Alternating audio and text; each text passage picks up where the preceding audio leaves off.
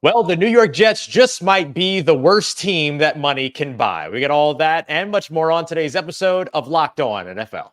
The barbershop is open and Tony Wiggins has a chair for you. He's ready with some real NFL talk. The local experts of Locked On bring their expertise, and Wiggy is ready with his clippers and shears. Sit down and enjoy. The new Locked On NFL starts now.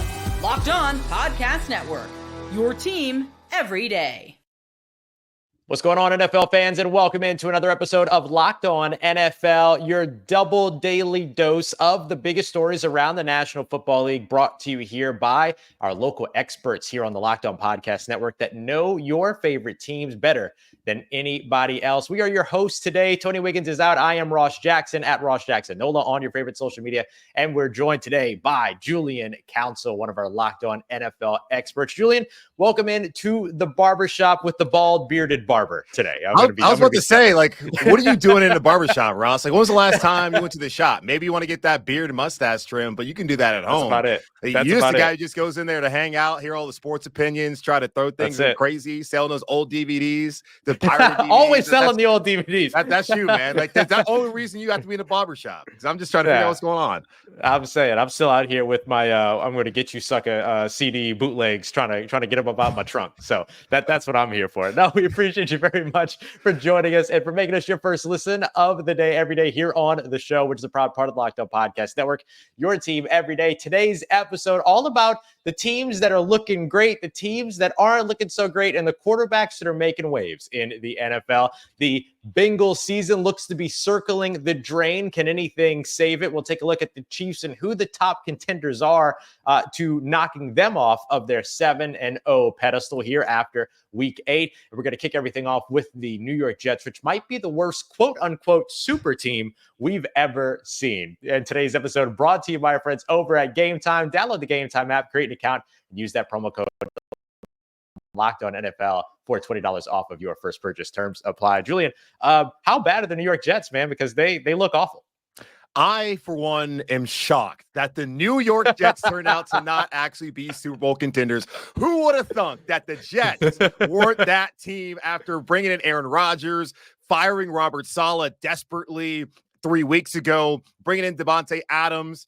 I am just stunned that this team is this bad. Not at all. It's the Jets, y'all. Come on. I told y'all before the season, let's not be foolish. This team was never going to win a Super Bowl. Aaron Rodgers is cooked, and this team is headed towards the top of the NFL draft next year and probably need not just a new head coach, but a new general manager. Certainly a new quarterback, if you ask me as well. Well, you and I aren't surprised by how bad the New York Jets are, but the expectations were certainly high. Let's take a look at what John Butchko of Locked On Jets had to say, because John's making the argument, Julian, that not only are the New York Jets one of the worst teams in the NFL, they might be one of the worst teams all time. Here's what he had to say. At 2-6, it's very difficult to see how the New York Jets recover from this. And you can't just talk about the 2024 NFL season when you put the New York Jets into context. You can't even talk about them in terms of just the NFL. This team needs to be put into the larger context of sports history right now, because this team is an all-time failure. It's an all-time bust. When you talk about a team that added so much star power, a team that had such high expectations, and a team that will fall so short of those expectations. Everybody remembers that 2000, and I know a lot of you don't follow basketball, but there was a team in 2004, Los Angeles Lakers. They had 4 Hall of Famers, Shaquille O'Neal, Kobe Bryant, and they added Gary Payton and Karl Malone in free agency. That team's remembered as a failure, but they made the NBA Finals. The team that I compared the Jets with last week, the 1992 New York Mets, who had a book written about them, the worst team money could buy, a Mets team that had a lot of stars on it and finished in 5th place in a 6-team division. And a week ago, after the Jets were blown out by the Pittsburgh Steelers, I said the Jets were football's version of the worst team money could buy. But I got to be honest with you, I think after losing to the Patriots, they're worse than the worst team money could buy. Worse than the worst team money could buy. My goodness, what a scorching review of the New York Jets. Julian, are the New York Jets deserving of that category? Well, this is what I don't like about what John said. He kept calling them a team. This isn't a team. This is just a bunch of individuals all wearing the same uniform. And people forget that just because they went out there and sign Aaron Rodgers does not immediately make this a team and a culture where they can win. Go back to his end time in Green Bay. The guy wouldn't talk to Brian Gutekunst, the general manager, had a lot of falling out with the coaching staff there, wouldn't be there for the organized team activities during the spring to help out the young receivers, and then would come back after not being with them all offseason and complain about where they were as far as their production level and their development. That guy's not been a team guy for years now. Devontae Adams wanted out of Green Bay if Aaron wasn't going to be there, goes to the Raiders to team up his best buddy and Derek Carr, who ends up now with New Orleans, the team that you cover, and he wanted out of Las Vegas. Like, he hasn't been a team guy. So I don't know. Hassan Reddick, dude wants a new contract, refused to play. Then yesterday after the game, they're asking him about the holdout. He says he doesn't want to talk about the holdout. It's a bunch of individuals, so it should not be surprising that this team of individuals has not turned out to be a team and have a winning culture, which New York has not had since Rex Ryan. So we're talking 18 years since that's been the case, 16 years. It's a joke, man. And it should not surprise anyone who has followed any of the individuals who play for the New York Jets.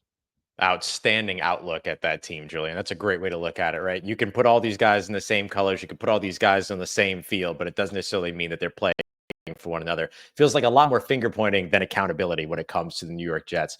So from one team that, at least outside of this show, has surprised a lot of people, to another team that has surprised a lot of people, the Washington Commanders, in command of the NFC East. They get it done off of an incredible play by Jayden Daniels, Noah Brown with the big Hail Mary touchdown in the last seconds. Let's take a look at what David Harrison has to say about the guy who has to be, at this point, the front runner of Offensive Player Rookie of the Year conversations. We said it before, but the previous Washington Commanders absolutely would have dropped the game that just went down here week 9 in Northwest Stadium in Landover, Maryland.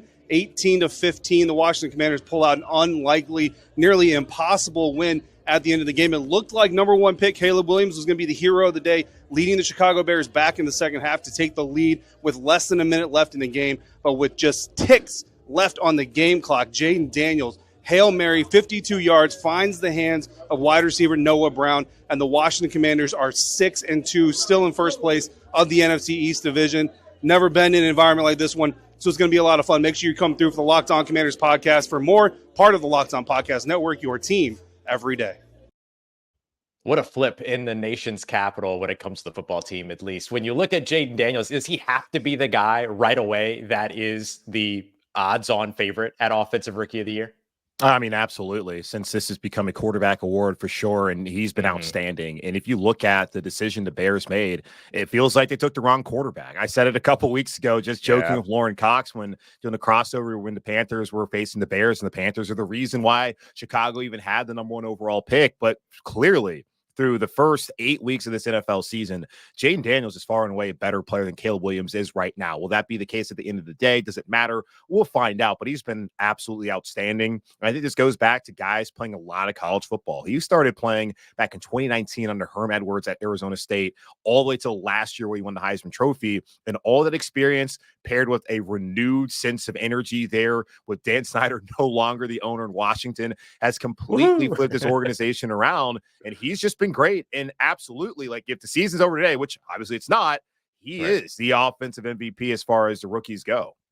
Yeah, absolutely. I don't think there's any way to combat that right now. We'll see how the rest of the season goes, as you allude to there. But Jayden Daniels in firm position as the favorite when it comes to Offensive Rookie of the Year. Coming up next, let's take a look at the Kansas City Chiefs. I think the team that gives them or that threatens them the most is a team that they won't even meet in the regular season. Julian might disagree. We got that coming up for you next as we continue on with today's episode of Locked On NFL, part of Locked On Podcast Network, your team every day. Today's episode of Locked On NFL brought to you by our friends over at LinkedIn. LinkedIn Jobs is the best place to go if you're looking for work, but also if you've got a job and you're looking to fill that role as well, especially for small businesses, because LinkedIn has been a big time proponent of small businesses, making everything a little bit easier in terms of their process. And of course, giving you access to a huge network of potential hires that only utilize LinkedIn. In fact, over 70% of LinkedIn users don't even visit other leading job sites. So if you're not looking at LinkedIn, you're looking in the wrong place. And 86% of small businesses get a qualified candidate within posting their job within 24 hours of posting that description. So hire professionals like a professional with LinkedIn. They even give you some additional tools, like tools to help you write job descriptions to make things even faster and easier as well. So post your job for free today at linkedin.com/LockedOnNFL. That's linkedin.com/LockedOnNFL to post your job for free. Terms and conditions apply.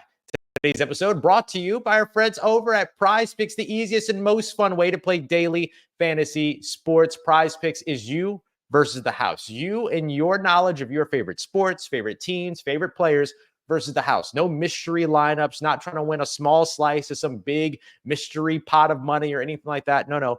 It is simple. Basically, here's how it works. Prize Picks gives you projections on players for your favorite football, basketball, baseball, whatever you're looking for, teams and players.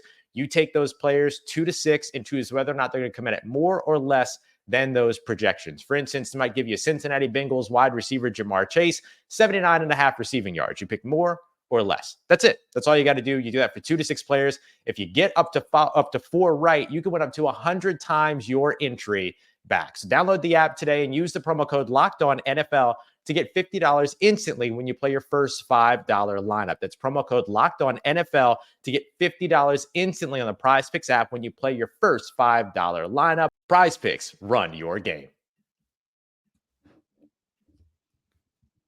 All right, everybody, continuing on with today's episode of Locked On NFL, and it was the Kansas City Chiefs extending their three-peat bid, I guess we can say, Julian. That's obviously what they're going for here. Now with a 7-0 start, a 7-0 start, undefeated. Let's take a look at what Clark over at Locked On Chiefs had to say, and then I want to discuss the team that threatens this Kansas City Chiefs team the most.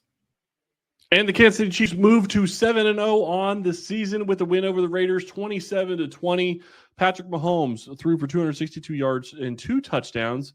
He did have an interception. Travis Kelce had a touchdown and 90 yards receiving. DeAndre Hopkins got involved in his first game, had 3 targets on the day, caught 2 of them, and both of them, I think, went for first downs, or the second one that he caught may have just set up the field goal at the very end of the first half, but a big catch nonetheless. Chiefs defense played fantastic throughout the game. 5 sacks in this game for the Chiefs defense. Very encouraging to see from them.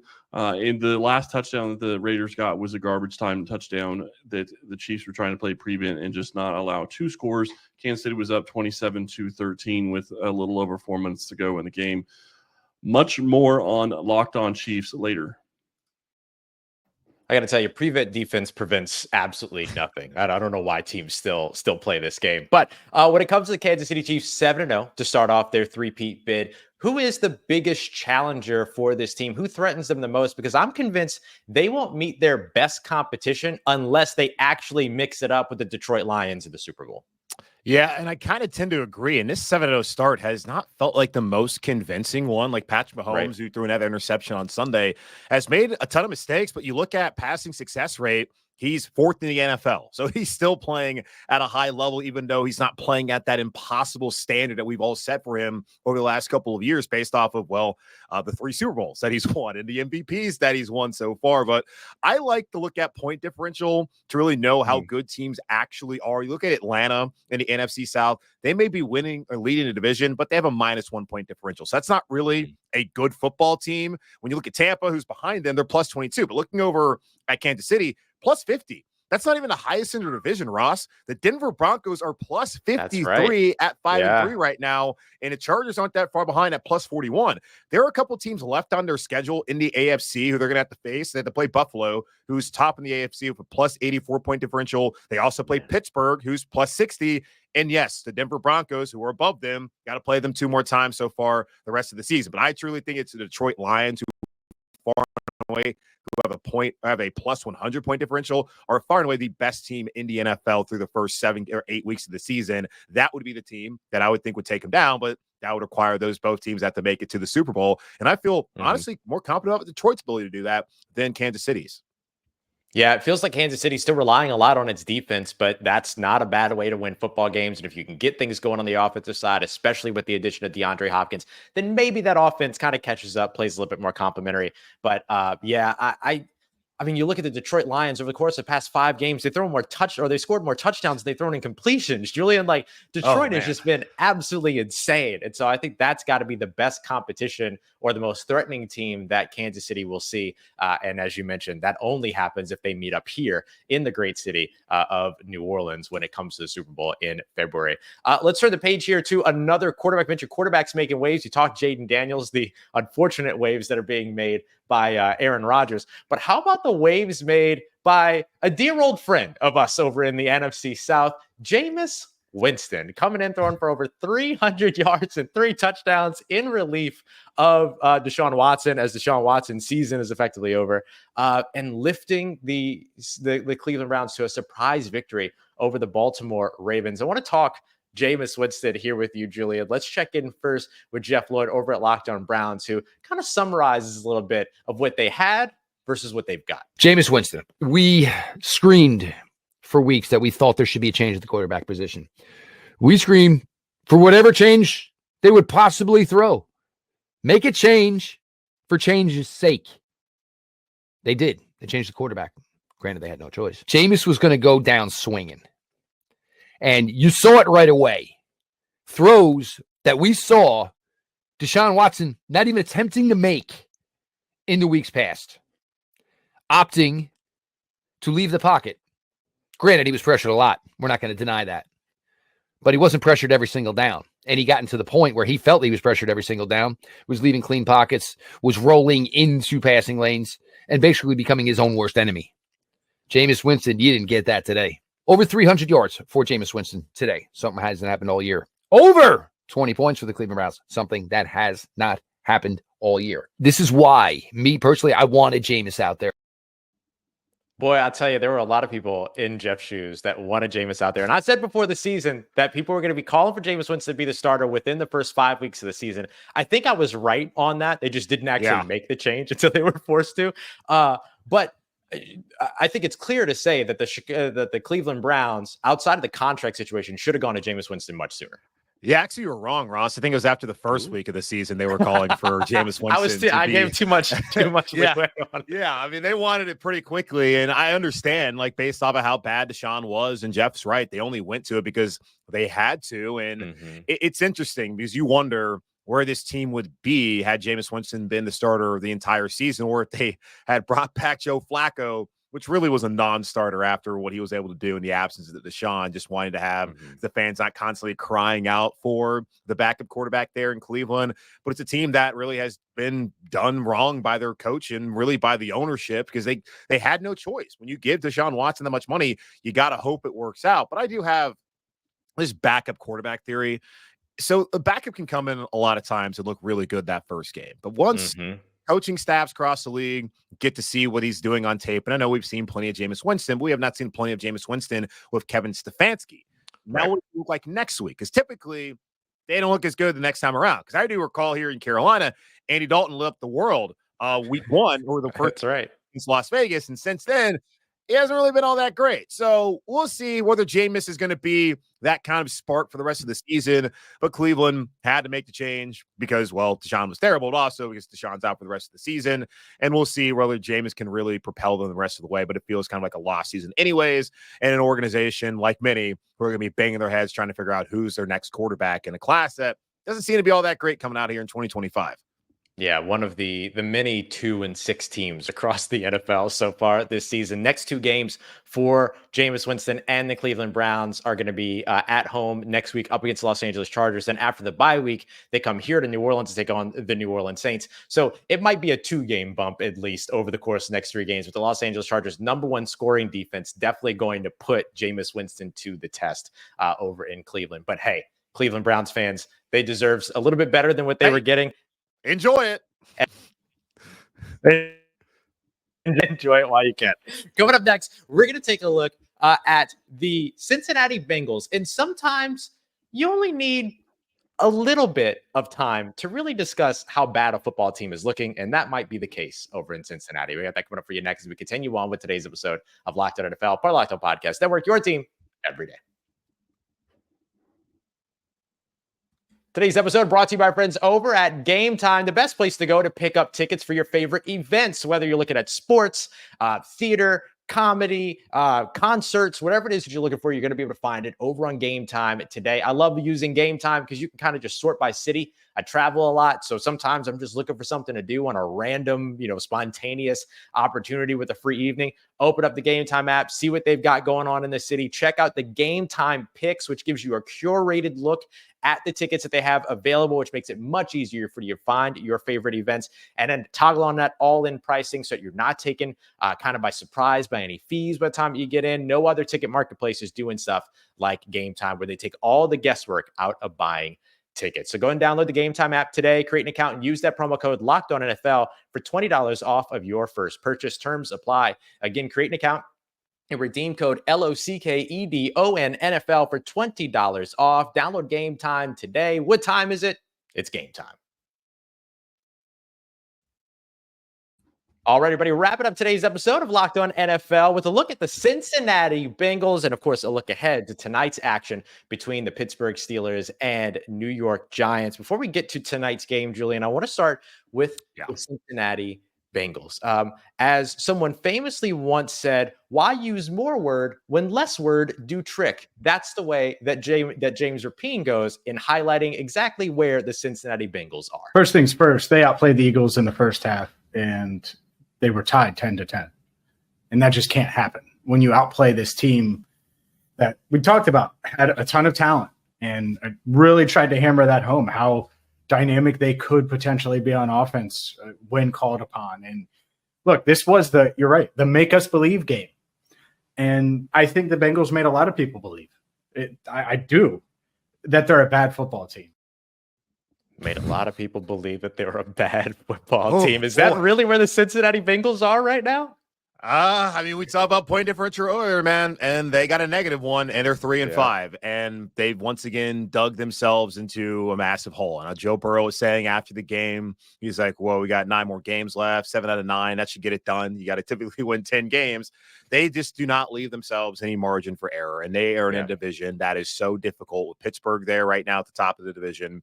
Baltimore having that stunning loss to Cleveland thanks to Jameis finally taking over the reins, as we talked about earlier. But that's just not the spot you want to be in the AFC with all the talented quarterbacks trying to come back and basically be perfect the rest of the way. And defensively, that has not been a good unit all season long. They've had some injuries up front of the defensive line that I understand, but still, that is not a defense that you looked at even on paper when healthy and think that's one of the top half units in the NFL. And when your quarterback, Joe Burrow, has been outstanding. We talked about passing success rate earlier in the show. He's number 2 in the NFL, only behind Baker Mayfield. And I think every single one of us would take Joe Burrow over Baker Mayfield in any situation. And he's been great, but it's not been good enough to help them win games, which just goes back to you can have all the great quarterback play and receiver play, but if you're not great up front, you're not great on defense, it's not going to really matter at all. Yeah, it kind of feels like this goes all the way back to that draft just before that Super Bowl run where they, make the selection, they go wide receiver, they don't go offensive line, then they've scrambled to bolster the offensive line after that. And then in the process, haven't been able to really bolster what's going on defense either. It just feels like this is a team that has kind of 1 or 2 things very much set, but still feel like there's several pieces away of getting back to where they were in terms of being a Super Bowl contending team. Yeah, and it's not that easy. I know Joe Burrow said that the window's always open as long as he's here. He's got his money now. Jamar Chase is going to get his money eventually, and it's going to be difficult to continue to build a team. And if they're not hitting in the draft on some of these guys, they're going to have issues moving forward. And we're seeing Buffalo struggling with that, even though they're finding a way to win. It's just one of these things when you have a high-priced quarterback, your GM has to absolutely nail it. I'm not sure Cincinnati's is doing that so far. Yeah, I appreciate very much the confidence of saying, 7 of 9, we can get that. I just don't, like you said, that margin for error is very, very slim. If Joe Burrow says they can do it, I believe they can do it. Do I think they're going to do it? No, but I will not sit here and say it's not going to happen because, hey, Joey B, do your thing, man. Yeah, we'll see if they're able to get it done, but certainly want to see a little bit of a boost over on that defensive side of the football before that is going to be any kind of possibility. From a team that might be cooked to a team that's definitely cooked, the New York Giants. Patricia Traina thinks they should be sellers at the trade deadline. Let's hear what she had to say over with Locked On Giants before we dive into tonight's game with the Pittsburgh Steelers. If you're Joe Shane and you intend to get a quarterback in this draft next year, and I do believe that is the case, you start stockpiling draft capital now, especially if you're going to have to move up. You've got to, I'm not saying the Giants should tank. I don't believe in tanking, but you've got a head coach in Brian Dable who wants to win every game. And if you have another situation like you had last year where, the backup quarterback comes in, Tommy DeVito, and he rattles off 3 wins and it knocks you down the draft order, you better have some draft capital in case that happens. All right. So this way you can still be competitive, send a positive message to your locker room, but also have the capital if you need to move up. And right now, I don't think the Giants have enough capital if they needed to move up to say to, the top 5 to get a quarterback. Remember when they had the opportunity to not re-sign Daniel Jones to a huge contract, Julian? Remember when that was part of the conversation? They could have gone quarterback then. I just feel sick listening to Patricia say, go up there and give up draft capital. Who's that working for? It didn't work for Carolina. Yeah, they picked the wrong guy, but the situation here is terrible anyway. So I don't know how much better CJ Stroud truly would have been. You look at the situation in Chicago a couple of years ago when they traded up to get Mitch Trubisky. Yeah, they got the wrong guy. Situation wasn't great anyways, but Justin Fields as well. This is what bad teams do. Yeah. Denver gave up all that for Russell Wilson, and have they been better than Seattle the last couple of years after giving all that that draft capital?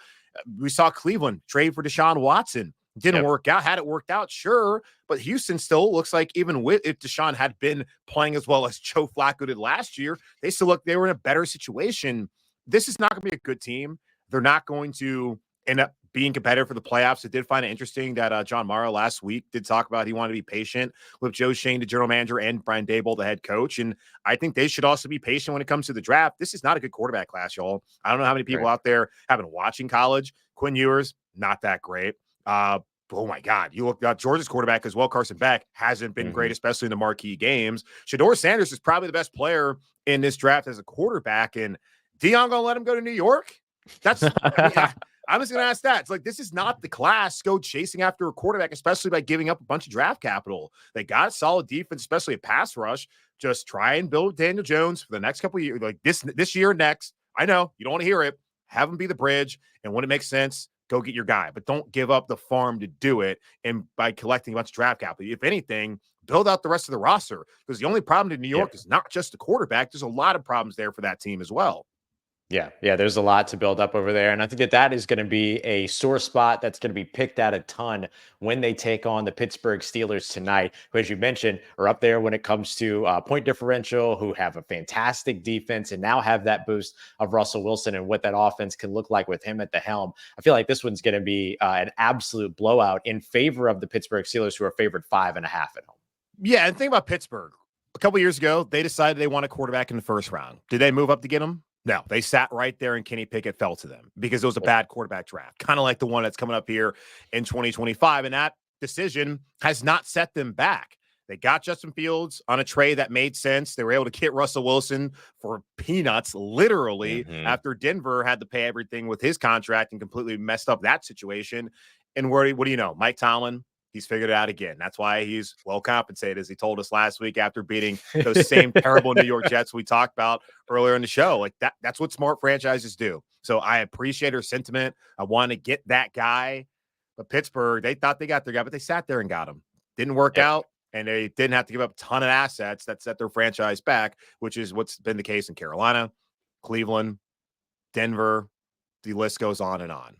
Yep. Pittsburgh is a fantastic example of a team that got the things that matter right. Their coach, general manager, their leadership, and then they let success come to them as opposed to going out there and trying to all out pursue the success that they define. Stop being thirsty. Stop being thirsty. That's it. Let's take it back to the way that it's always used to be. It's where you let things come to you and you develop and build from your foundation. That's what we see constantly with the Pittsburgh Steelers, and it hasn't failed them yet. Still no losing seasons in Mike Tomlin's career. I mean, what better example do you need? I don't know. But we'll see which way some of these franchises go. From the bad to the good, from the fun to the boring, it's all here in the National Football League this year. We appreciate you very much for joining us here for another episode of Locked On NFL. For Julian Council, I am Ross Jackson, and we'll see you again here soon. Don't forget to come and check out tomorrow morning a fresh episode of Locked On NFL featuring Tyler Rowland, the Madman, and then we'll be right back here with you as well to keep you caught up on everything going on throughout the league with those Tuesday specials that I'm sure will drop at some point. Thank you very much for being here with us, making us your first listen and being an everydayer here on the Locked On NFL podcast, part of Locked On Podcast Network, your team